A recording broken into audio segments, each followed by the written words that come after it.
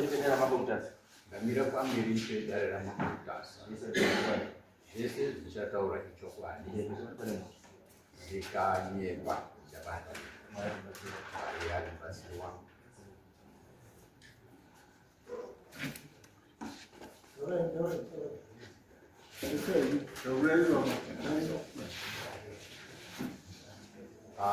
Ine nyaya dzakaita nhatu ndofunga asi dzakada kungofanana, asi kuti ndinyatsocherechedzana musoro neeji yangu zvakutisa. Ndinokumbira kuti ndiite reference papepa petakaita.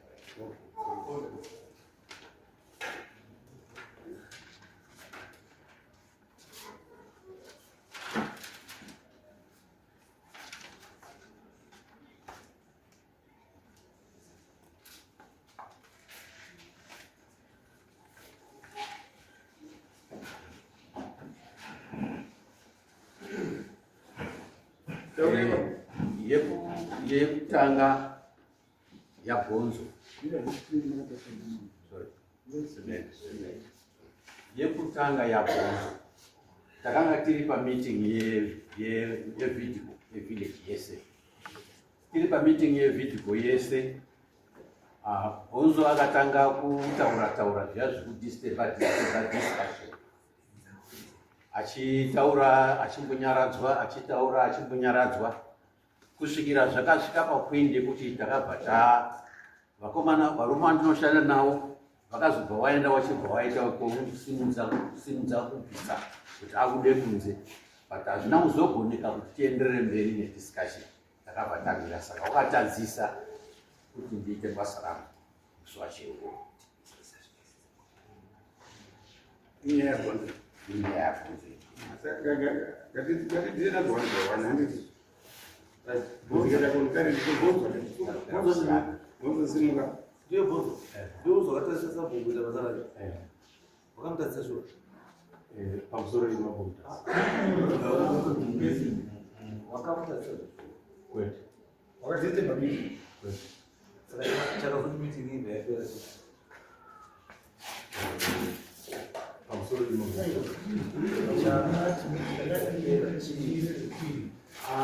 Inini handisi kuzwa kuti yakamiswa nokuti yakapera.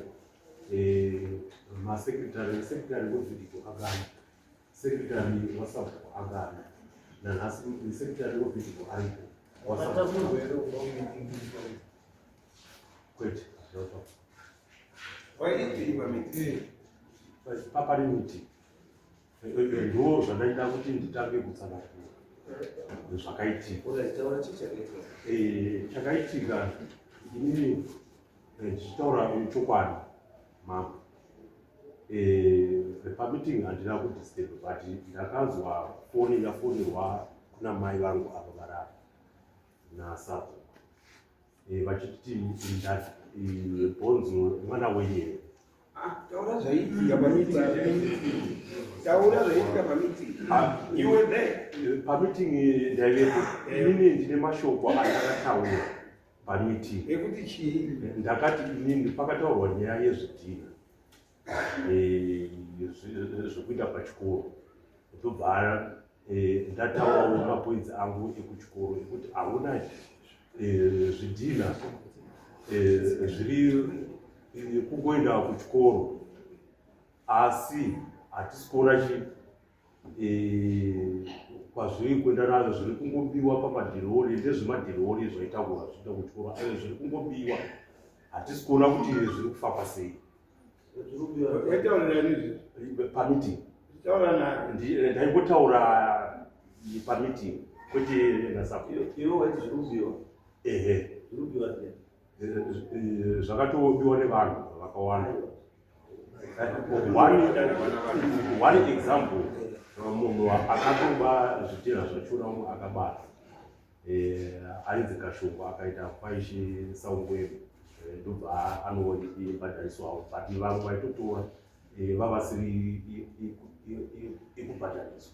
Saka ndo zvandakaitaura kuti zvidhina zviri kutorwa wani nevanhu vachitengesa vachiendesa kupi kudzimba dzavo vachivakisa zvidhina zvikopa. Nyaya dzake inhatu. Yekutanga ngeyekuti takadaidza meeting yevanhu wese ndiine chinangwa chekuda kuedza kutsanangurira vanhu mutemo Traditional Leadership Act. Saka pandakauya ndichidzidzisa nyaya yangu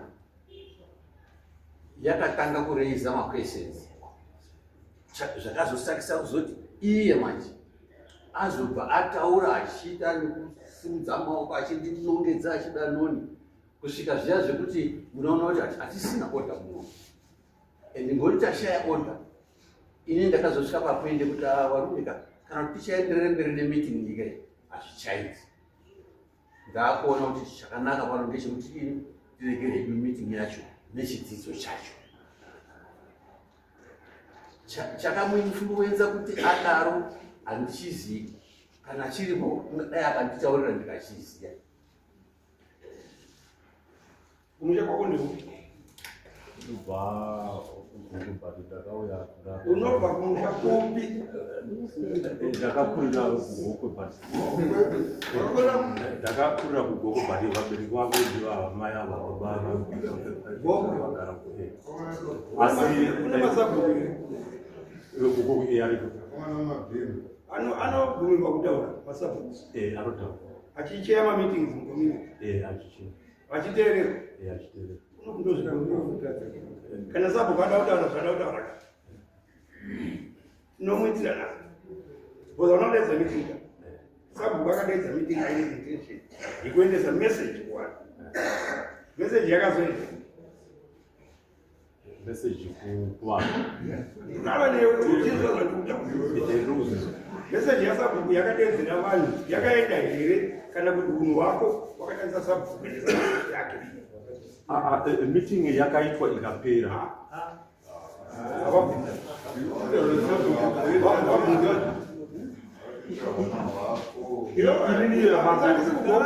kutaura chokwadi ndakiti ndaanguka ndoda kuti nditaure chokwadi pamberi pavanhu.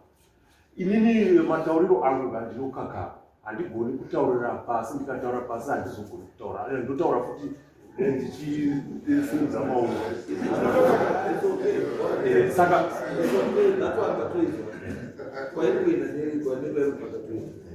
but unoziva here kuti kutadzisa sabhuku kuita basa rake, kana kutadzisa ichi kuita basa rake, kana kutadzisa mambo kuita basa rake, unoziva here chinhu ndinoziva mambo, but village inondikurirawo unoiziva here section 48 of the Traditional Leaders Act kuti inoti chii. Section 48 yeTradtional Leaders Act kutadzisa sabhuku ishe mambo imhosva ine maximum jail term of 6 months nemombe not exceeding 6. Unozviziva mambo ndinozviziva. aiwa kutaura chokwadi mambo, inini ndiri kuti pachezvangu zvataurwa kuti takatadzisa meeting yokuitwa, inini hanguka handisi zvekubvumirana nazvo pane vanhu iwo nechigaro chiri mucommunity yahandina tiri mubati.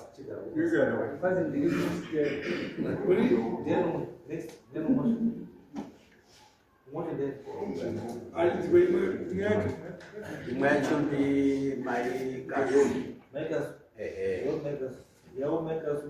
mai Kasu ndivo vanochengeta mukomana kusho. Takawadaidza kudare kuti titaure navo tichiedza kuda kubatsirana navo sei, asi panzvimbo yekuti wange wari munhu anouya ari calm achiteerera tichitaura navo, vakataura kuti imi hamugoni kutonga, kunoko hamutongi zvakanaka, kumusha kwedu isusu tinotongawo mhosva. kumusha kwavo vakataura kuti haichazoiti wakati kushurugwere kana kuti kushurugwi inini manje kuti ndicharamba ndichienderera mberi nekutonga nyaya yataida kuti titaure nemitoma nayo kuti adzikame ndiyo tanga tiri kutotonga wacho tichida kuti adzikame aitewo munhu wani but mai wacho manje wachibva waipindira wachibva wakanganisa saka hatina kuzoenderera mberi uyu mai uyu ndiye mubereki wemukomana amen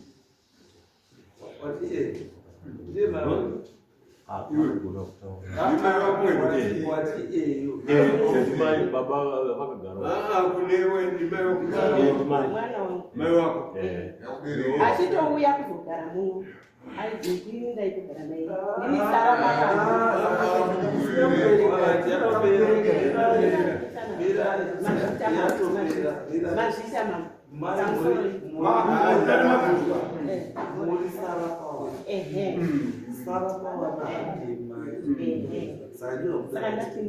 kuti muri sara pawa ndo relationship basi hakusvimai ndo panotoda kuzopaiteke uku kwamunogara uku mune chii mune plaza iri mune chii mune plaza kumusha kwenjeu kuziri vana kasu vechiraro wana chiraro wana kasu vechiraro nenyanga nenyanga saka imi nyaya ide kuti sabukuru amugona kutonga makamuti hausi kugona kutonga isusu kwedu titoroma sabu tinotonga asi chamusikazivi manje mwana wamambo muranda ukasvika kwamambo chireya ugokwe ari kunomwiwa mvura munhu wese asatokutanda hausviki uchiti kwedu kwamukasa urutopinda haumwi mvura unogara zvaunoda unoridza kana redio unoita tsika dzenzvimbo iyo ndozviripo saka sabhuku chakamurwadza iye kuti makada muchinja tsika dzake dzaanoita nzvimbo mari kusapota make imimi muchiitirai zvokusapota bhonzo vebhoko zvakanaka ii mama pamusoro handi ndoda kutsanangirawo mukanikaungana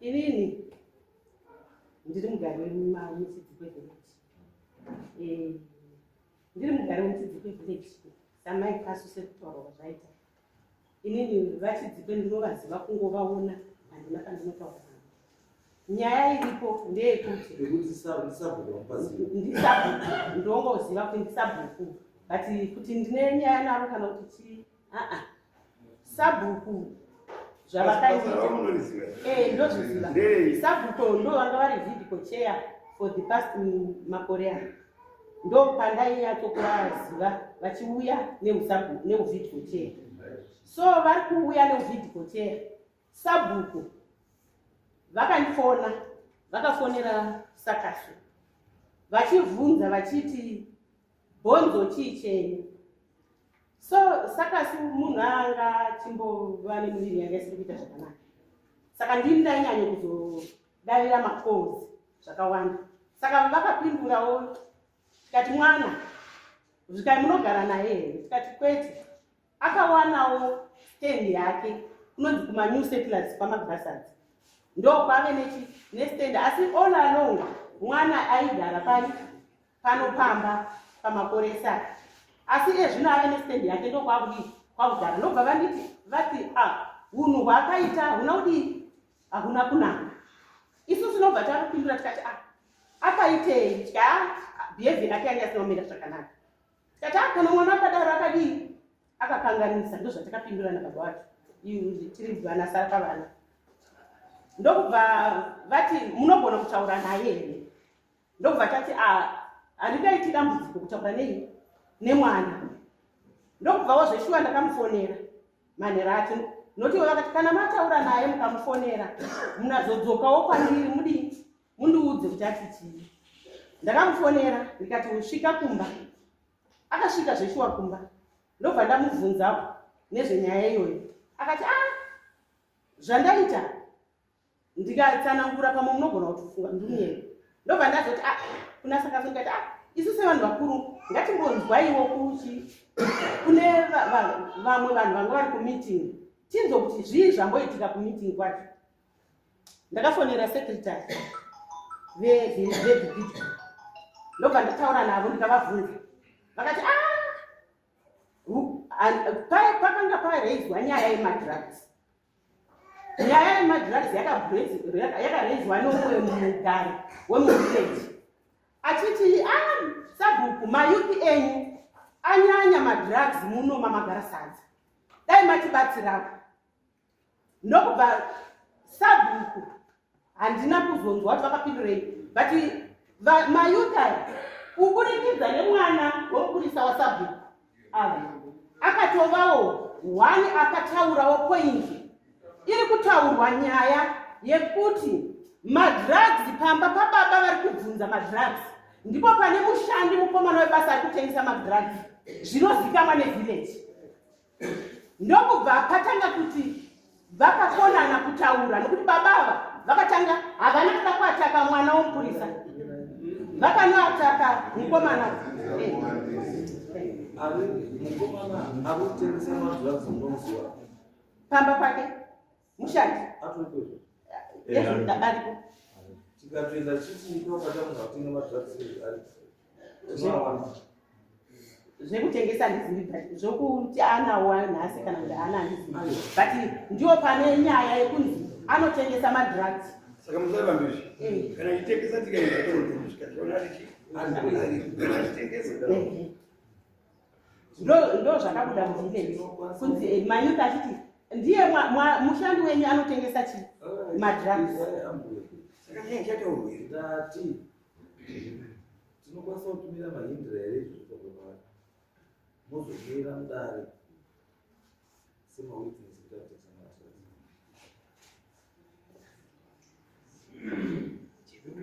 vamusore vangu inini ndiri kutaura zvakanga mutsvaga information kuti ndo zvandakanzwa sinzi izvozvo tine anti-drug campaign. Saka tikatozwa kuti pane unototengesa zvinobva tatowana tokutobata vanhu. Saka ndosaka ndati uyu taakutobata asi kana tamubata manje panozoda mawitness ekuti uyu munhu anotengesa chii madrugs. Saka munhu anowitness akakaona kuti munhu anotenga madrugs. Saka imimi akakutaurai kuti anotengesa madrugs ndiye inini yenyu yanatokusha nyaya yakakosha yatoimadrugs. ndosaka ndiri kuti yakataurwa pameeting nevanhu vakanga vari pameeting.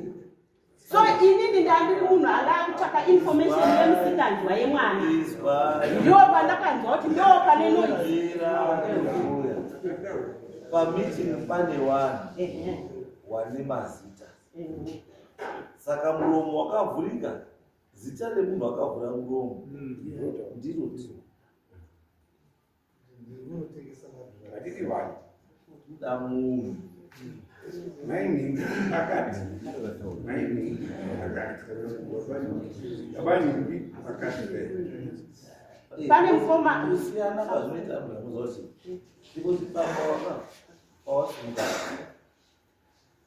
nyaya yawo yawataura kuti nyaya takaditsana naSabhuku wataura kuti inyaya yezvidhina wachiti tata kupopota kuti wamwe unotora zvidhina vamwe vasikabhadhari vamwe vachitotengesa. Imi mavazouya mukati pakazofona nyaya yemadhari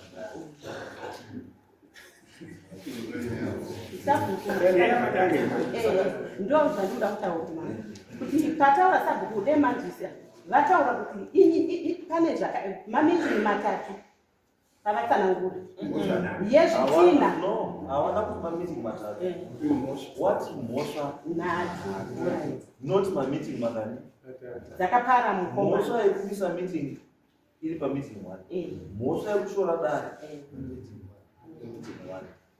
1 Musai mwacho chingani Kushora sabu. kushora sabu. Ndio kutonga Meeting one hatina sabu. Hatina sabu. Meeting Imimi point yangu kwanza. Wanawe madrasa. Wakazoti sisi ati kutoa ndio madrasa sasa ngozi. Mpulisi wa sabu yarutengesa madrasa. Ndio mtoto wake. Hayo pesa mpulisi wa sabu. Anataka papa sabu. Ashandi pamba sabu. Anoshanda pane umwe munhu. Mupurisa wa Sabhuku mwana wakewo ndiye akaita contribution yekuti panotengeswa madrugs.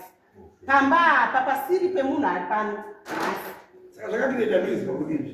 Saka noise yacho ndio saka ndati kuti vakanga varipo vevillage. Kunonzi pakanga pane kakupikisana. Kokuti ava vane mushanda anotengesa madrugs vakatanga kuataka vakomana ava. Vaitaura kuti imo munovhunza nyaya wani imo mune mukomana anozviita. Apa Sabhuku wakamira mberi. Sabhuku handizivi kuti vaiita basa here kuti vanga vakagara. Vati vanhu vaiita madiscussions pamiti. Sabhuku ndo vachiya meeting. Vane vakamira kumberi. Semutungamira ndiko. Vana vari kuti musaita zvepachimbozi sisi titori modi atikuona mageje. Hatidi munaenda zvemadrags. Ndi basa raSabhuku kuendesa information kupi? Community. Inofana kutambirwa nemunhu wese uchida usingayadi. Inini ndiri kuichair district. Ndo chair. Saka ndikatozwa kuti pane parumbi kwatototo parumbi kwadhiraka pakasi mwoyo wangu unobva watofara kuti ndaona wapi kutangira kuti mamundu asaone zvari kuita. Saka iyi ndiyo inoda ndosada kuti mahindira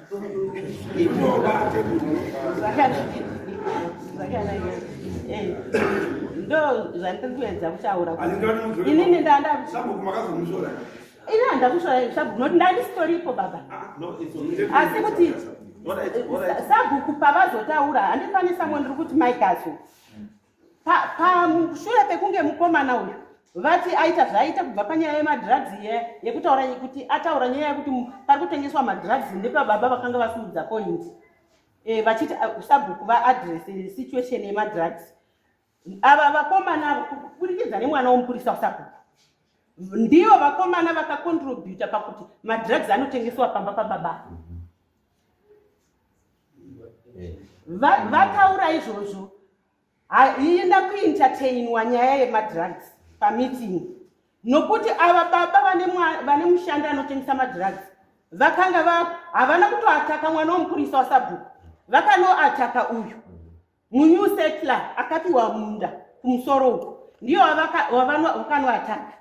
So ndakabvunza secretary vakandipa information.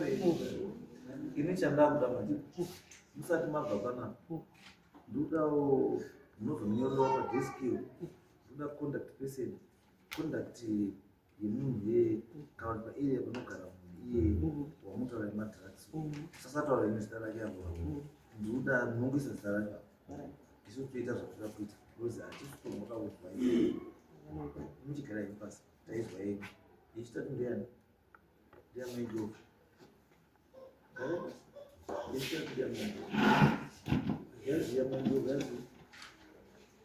Aihovu wakati meeting iyoyo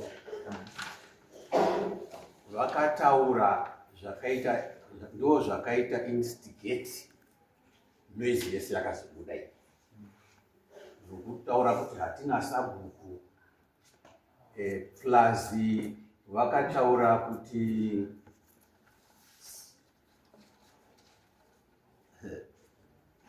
kufunga pane kapepa kezara kivaita misiri apa matikuteerera nakutuka Sabhuku maringe nezvidhina zvaienda kuchikoro.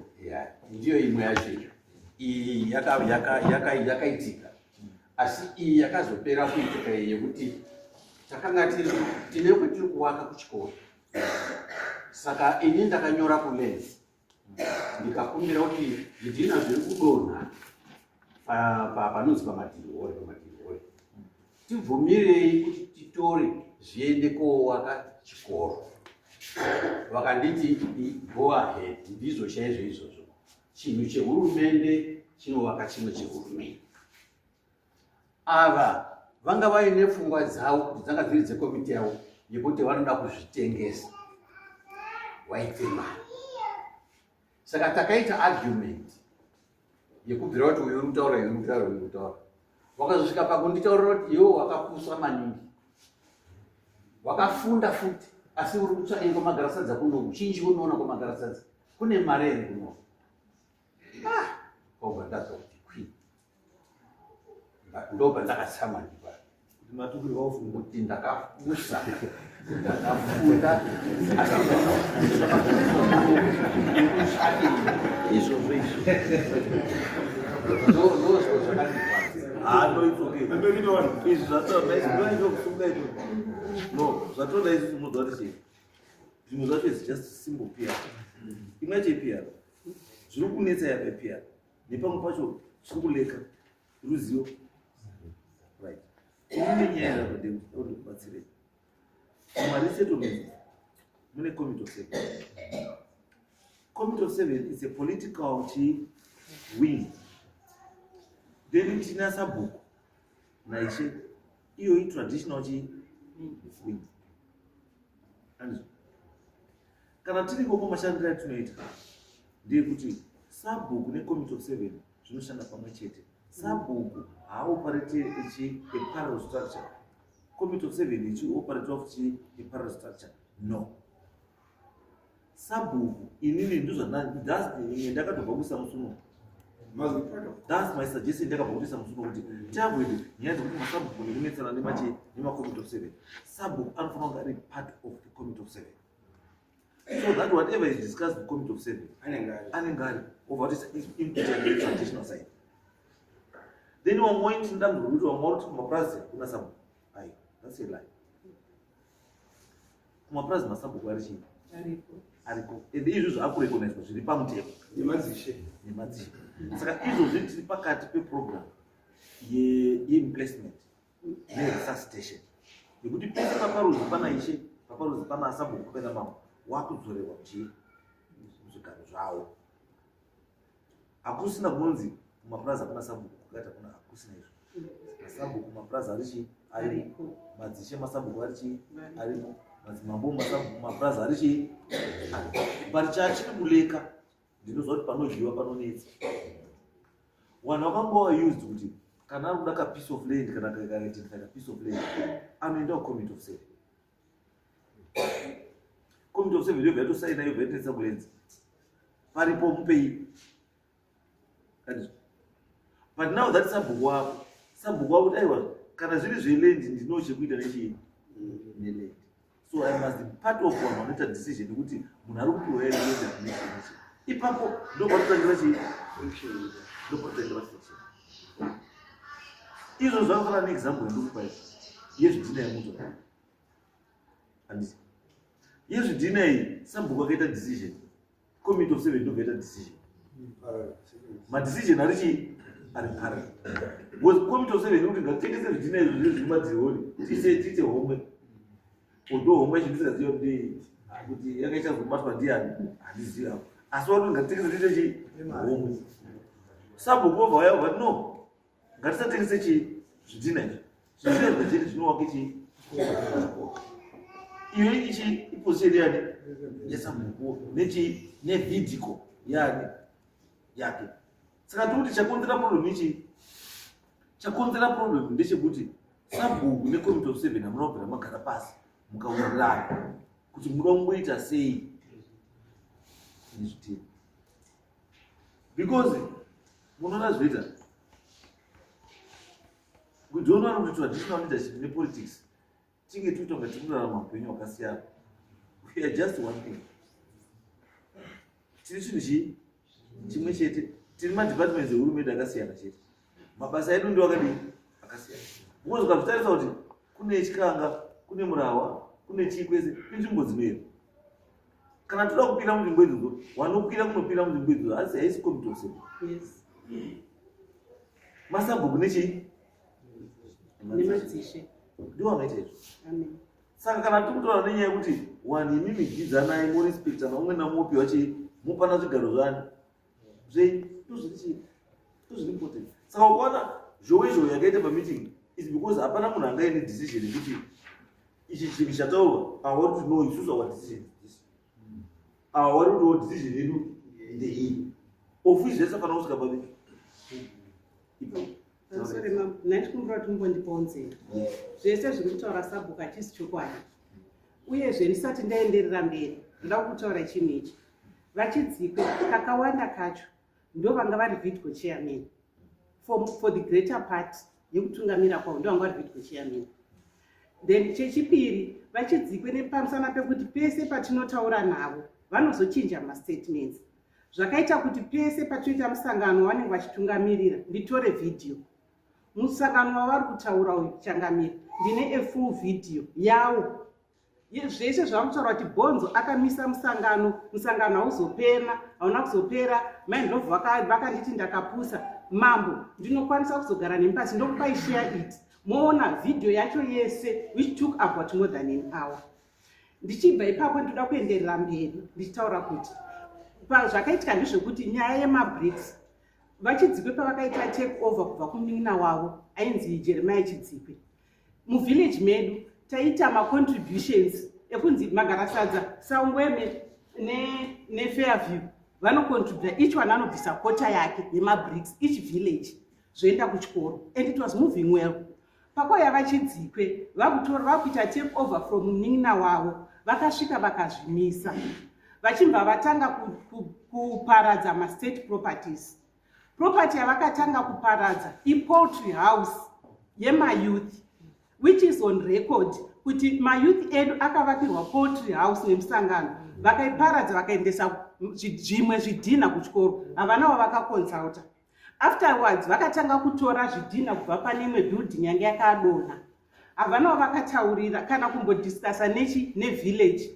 Then it moved on vakatanga kuparadza building matinoitira musangano nditori nemapictures vakatanga kudistroya zvakare imwe building yataifunga kuita storeroom ndine mapictures. Tichivabvunza vanotaura kuti handizivi zviri kuitwa nechikoro. Takambozvibvunza kansela aripo vari video chairman marati akatanga kuturunura vari video kansela aripo tikati vachidzikwe tarisemone ava vanhu vari kuparadza mudhuri building ichadonha vakati handizivi zvanzina kansela munogoti hamuzivi sei muri misabhuku vakaramba but zvechokwadi building iyoyo iko zvino yadhirika yapiva a danger to the community. Saka chakazoitika manje ndechekuti pakazonzi sabhuku miraisa sabhuku vidco committee of 7 ngaichipira secommittee of 7 ngatapiwa induction exactly seyamuri kutitsanangurira baba ndiyo yatakapiwa kunzi musaita meeting yecommittee of 7 musina kudeedza sabhuku. Zvechokwadi takatanga kuedza kufamba chidaro taideedza sabhuku musangano yedu chairman nhasi havako vawirwa nerufu samasvikeni but vanopupura vaideedza vachidzikwe kumameeting ecommittee of 7 vachidzikwe vairamba kuuya. Saka imwe issue yakaita bone of contention ndiyoyo yezvidhina because vanhu vanga vari kuti sei isusu Magarasadza tiri kungoita the only village iri kucontributa zvidhina kuchikoro and moreover mateachers acho tikaedza kuvapa zvichemo havasi kutitambirira. Imimi sabhuku murudiwa kuvaudza sabhuku vakapindura vachiti handisi ministry ndinayo record yacho ikoko iyoyi vachipindura kudaro. Musi wevillage assembly yavari kutaura vakati taita mameeting mairi nevillage tichiedza kuonesana kuti what is the way forward nezvidhina because isusu takanzi munoshanda nevillage ndiyo yakasajisa kuti zvidhina ngazvitengeswe vatambotengesa zvishoma vatamira because vanaiti mukasiya zvakadaro zviri kubiwa saka takatengesa zvishoma and then the next meeting maminutes acho ndinawo they were minuted and signed. The next meeting ndopakachinjwa vanhu vakati hatizva kuti zvidhina zvitengeswe zvidhina ngazvigare zviripo kuitira kuti kana tikanzi kota yedu yevillage toendesa izvozvo vanhu vavabvumirana vazosainwa vanhu vakati hatichadi zvidhina zvinoenda kuchikoro kana tisina kuzwa kunzi Fairview iri kubvisa zvakati Enavhandi iri kubvisa zvakati Magarasadza iri kubvisa zvakati vanhu vakabvumirana and it was signed. Zvadaro next meeting vachidzwa pamwe vadedzera vakati inonzi village assembly vakasvika kuverenga traditional leadership act vakataura vakati ndini ndachairman hamusisina committee of 7 ichangoshanda mbichani nekuti handingakurimidzi kuvamisa ndinazvo baba pavidhio yese. Vadaro vanhu vakaramba vanhu ndopavakatanga kupikisana navo and I will not be only one and zvekunzi ndingataura sabhuku kuti wakapusa baba ndinazvo zvese handina kumbobviri ndambovhura muromo wangu ndichitaura kudaro. Mina ndingopedzisa baba, ndoda kutaura kuti sabini mambo Mutasi vachidzikwe. After that ndipo meeting yakapera kusvika kumagumo, vanhu vakaombera vakanamata. Mukomana uyu nharo dzaakaita dzanga dziri dzekuti inini dzezvidhina neyo dzembanje nekuti inini ndiri kubhadhara mwana wechikoro, but meeting haina kupera, yakapera zvakanaka, vanhu vakaombera. Then afterwards vachidzikwe mumeeting imomo vakataura vakati inini nhasi handisida discussion, ndoda kuti vanhu muchitaurire zvichemo, mandiudza zvichemo ndoda kuzviendesa kuna ishe, ishe achazviendesa kuna mambo, mambo ndiye achazotipa directive. Vanhu vakati iya zvikanzi saka vanoita vakareisa point voti handidi kunzwa mhinduro, toda kumirira kuna mambo, ndiye anga iri mhinduro yavo. Saka isusu takafunga kuti mambo zvavanogara naDDC tichanzwa takudedzwa, mambo agara naDDC votaurirana kuti what is happening kumagarasati, hatina kuzonzwa response yekubva kuna mambo. The next thing takaona zvidhina zvakuturunuru, saka takaenda kunozvistopa tikati no baba Chidzikwe, muri kuzera munhu ari kutora zvidhina. Ndakarekodha futi that incident iyoyo, Vachidzikwe vakataura vakati handisi kuziva chiri kuitika, ndangonzwa zvidhina zvoda kutorwa, saka ndaya kuzozvimisa. But later on vakazoti ndatumwa naishe. And chinonyanyorwadza baba Mutasa ndechekuti Vachidzikwe pese pavanotaura that school vanoemphasize nyaya yekuti chikoro ichi dai isiri Methodist, chikoro chisina kumbovakwa ichi. Isusu totwedwe hurumende yedu yakaiswa CDF, isusu taikanya zvidhina, sei muchigara muchingotaura nezvokuti iMethodist. Methodist is just a partner. Ipapo ndopatakatanga, ndopatinozobvunza kuti Vachidzikwe tradition yacho tikakukumbirai kuti baba ndimi vetradition, tiri kukumbira kugadzira matoro, nokuti matoro is a cultural identity, munoramba. Road tikati tigadzire, munoramba. Dam tikati tigadzire, iko zvino dam redu rakatotorwa nezimo. So if you don't do anything about this dam, richahindika, rigadzire. Vachidzikwe all the time yavanga vari Vidco chair, vairamba kuti rigadzire. Kutaura kuno, the only time vakamboita sabhuku chete pana Vidco chair anonzi Comrade Chinda, vakanetsana naye zvakare in the same way yavakunetsana necommunity of 7 yedu. Baba kutaura chokwadi, isusu hatina nharo neusabhuku. Muvillage medu makatomboita munana, hatina kana nharo. Asamarire mimi nizvakapana sabhuku yazona zvinyasokuziva. Sabhuku ndizvo munowati wakakusa. And video iripo hatinamboti vakakusa. Amuroma hautauri, but narration yenu yeseka iri kusamaraiza munhu wasabhuku. Pamusoro baba natinongo.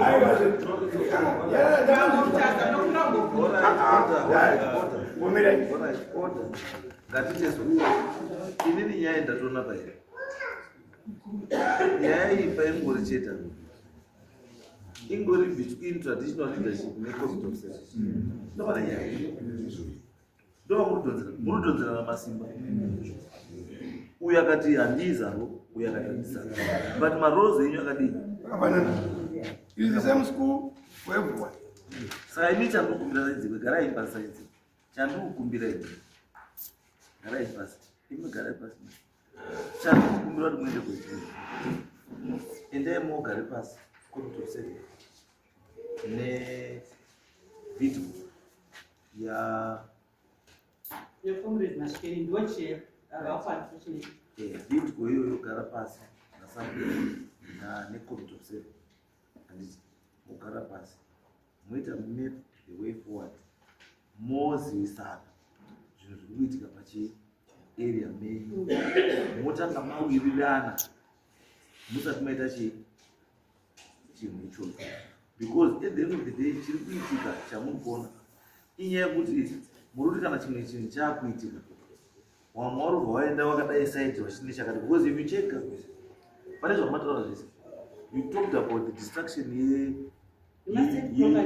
youth politics and in itself it then becomes a political issue. The moment you talk about government property being damaged, and you are talking about my youth, kuti my youth is zvakadii zvakapwanywa zvakawakwa negovernment. And so it becomes a political issue. So nduti nini visai chinhu ichi kupolitics moita chinhu ichi sewagari wemasaumu then coexist committee of 7 netraditional zvatopera anocheva meeting iyo ndianjaa I think pane kudonzerana there's a structure inomuka nestructure yasamu isisi kuti ukati ngavanonogara anenge akakamira kumberi ndiani chairman nasabu zvinhu zvagara zvitori separate committee of 7 nedare rasabu zvakatosiyana. saka the video inenge it's a political thing, it's a political wing yakagadzirwa kuti kuma resettlement kwaisonza kuna masabu hakuna madzishe hakuna madzimambo saka wanhu ainzi ikoko chiitai the eye of the government committee of 7. Saka nyaya idzi ibhinya kuma allocations eland kumapurazi kunechii wanhu waisa recommendation committee of 7 committee of 7 ichitotanga ichitouya anditi angatori chairman wecommittee of 7 isabu then tatifambi pakati apo pakazoya umwe DA yakauya ndiye akauya kuchiedza zvinhu paakauya sa iye DA ndobva tikaibvati hakuna masabhuku kuchi mariseto ndo pakabva bviswa masabhuku wamachairman emacommittee of 7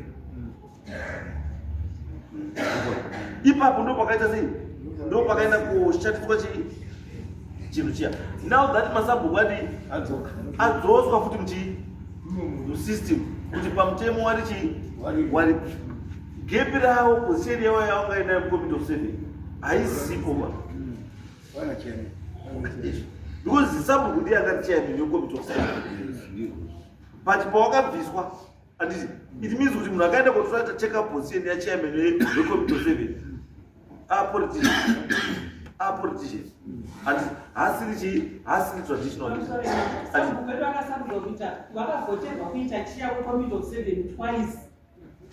no sir is why my job you must respect him is why my job tiri kutaura kuti chinhu chenyu kuti mushande zvakanaka musina maproblems itai decision muri pamwe chete ende madecisions akawanda ari kukanisai madecisions aputa muri mega committee of 7 uyo achiitawo madecisions api ake ari kupi kwake nevanhu vani wake pari kuuyawo kwamuri ari kuti inini ndikushanda nani naishe ndikabva kuna ishe ndikuenda kunani kuna mambo handiti wereza ndifanira zvokushanda mashandiro api iwayo ndosaka ndikuti aizvaizvo ndosaka ndikuti go back handiti sabhuku ngaaite part of committee of 7 mushande mese zvakadii because musakadaro kamukaramba muri kuti awari kuexista wega awari wega hakuna because it's not going to be easy kuti muite chii mupe decision and zvakafanira kuti right now who shares the video ndokunotakira nyaya cheva video inocheiwa nasabu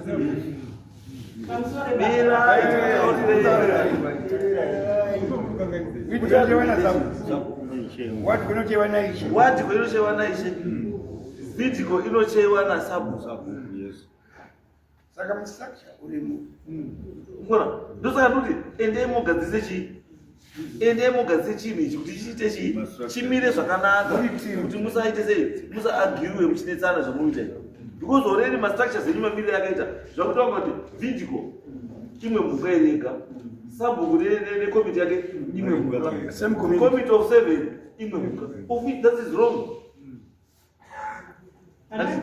vidhiko inofanira kunge iri inclusive of ochi mastakeholders ese andizvo ndiyo vidhiko iyo ndiyo inclusive of chi mastakeholders ese anenge ari muvidhiko andizvo asi ichicheiwa nani anongona vanyacho kana tabva apa takuenda kuwadhiko andika zvakudhipenda nawo kuti the political enemy yakamira sei handiti kanzera uzaitwa kana takutaura nenyaya yewadhiko kanzera is also part of chi Ndakangwa. Atoripo pachair advisor. Akamuza kuti asi ishi ari chechi ward assembly. Kana ya ward assembly inochewa na ishi. But kana ya ward development committee councillor kuvu. Ndosaka ndati it now depends. Kuti kwenye kwacho kwakamira sei. Anyway. Ndine mubvunzo baba kuti tisanoita confusion. Ndaida muda kutotaura kuti panoti sorry. Anditi mati kune vitkoka kune committee of 7. Ndopaini ndangakuvhaisesa nokuti tinowanzo interchange mastay yawo. Committee of 7 ndiyo inochewa na committee of 7 chairperson. Saka kugara kwese ndopana ndati munyatsotibatsira. Chaiti kana chida kuita meeting yecommittee of 7.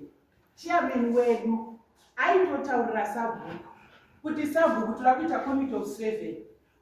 Toda kunge tinemi sabhuku wangu asingauti. Saka ipapo ndopana ndiri kuti taitadza here kana taitadza chairman ndonomutaura kuti chini taikanganisa because ipapo taitira kuti tishande tese navo but vairamba manga musingakanganisi ba asi nyaya kuti manga musikambozivi kuti ari kustructure ipi uye ari kustructure ipi imi maiti kumudaidza kwaita kuuya handiti mainoitwa ngazipi favor but it's not a favor. It's not baba aiwa izwai maidho muri kutaura kuti taidaidza chiramba kuivi mamudaidza sani sasabhuku sabhuku achiuya kuipi kucommittee of 7 achidaidzwa naani committee of 7 ndoba ndikuti kana taikanganisa chitiudzai kuti taifambwa kuzviita sei. Saka ndakutaura kuti committee of 7 nasabhuku muri chinhu chii. Saka anodaidza meeting yecommittee of 7 ndiani? Munounderstand here chinozi vidco. Vidco munounderstand. Kana yekumaruzevha village development committee inochiwa nasabhuku then committee of 7 inochiwa na committee of 7 chairperson. Nokuti andoda kuti baba muno kune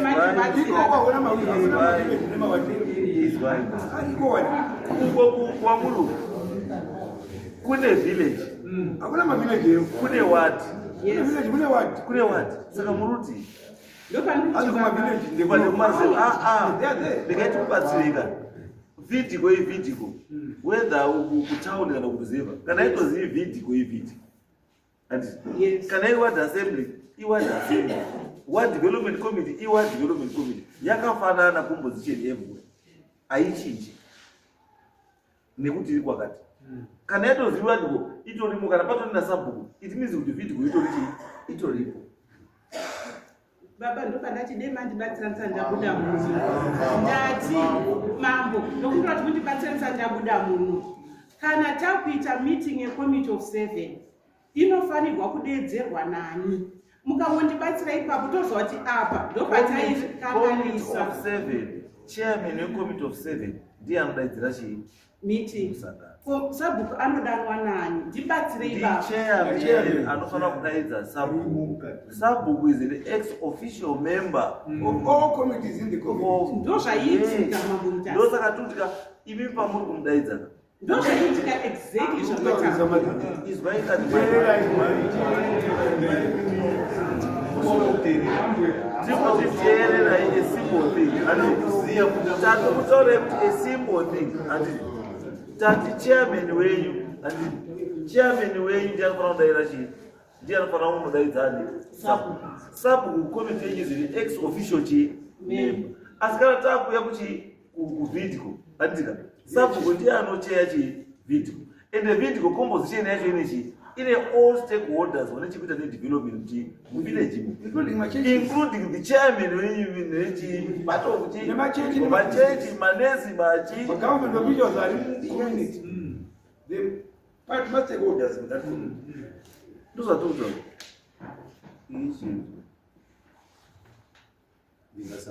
amira yekutoereka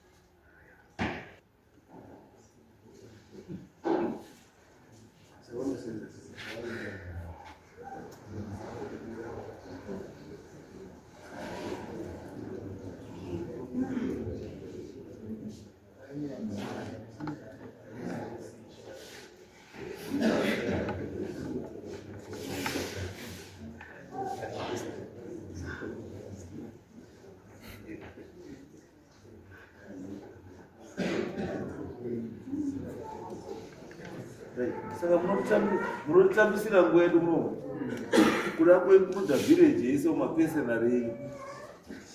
You've got your personal issues dzanoda kushandisa village kuti kurwirei personal issues.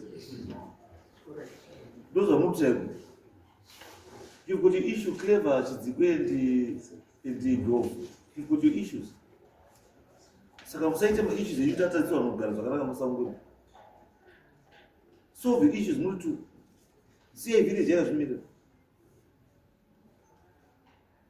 Indatozviona bridge waikakuda ku interchange of kakaitora kuti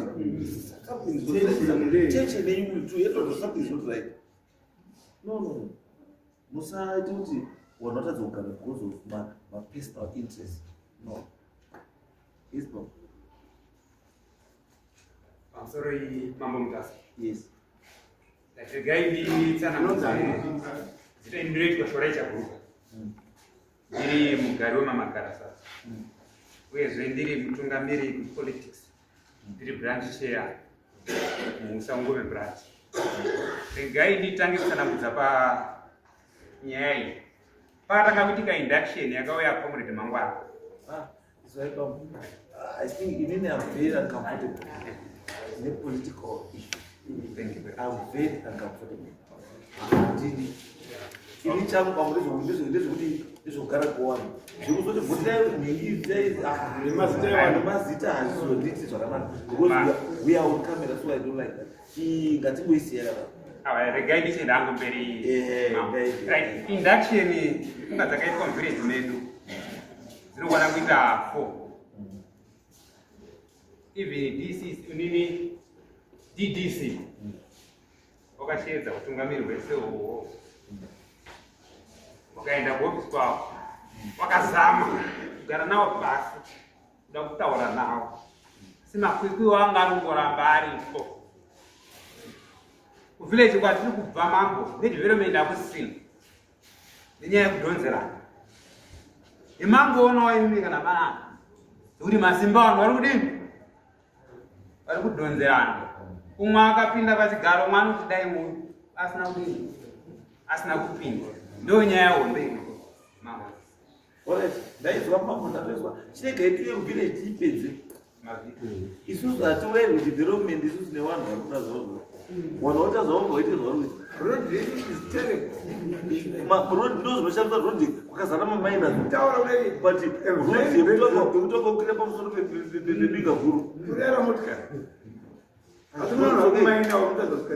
yapera saka imi michironga anzani sambo turu ishe samwemu ronga izuva rokutisangana navanhu ikoko kuvillage ikoko touya isu endai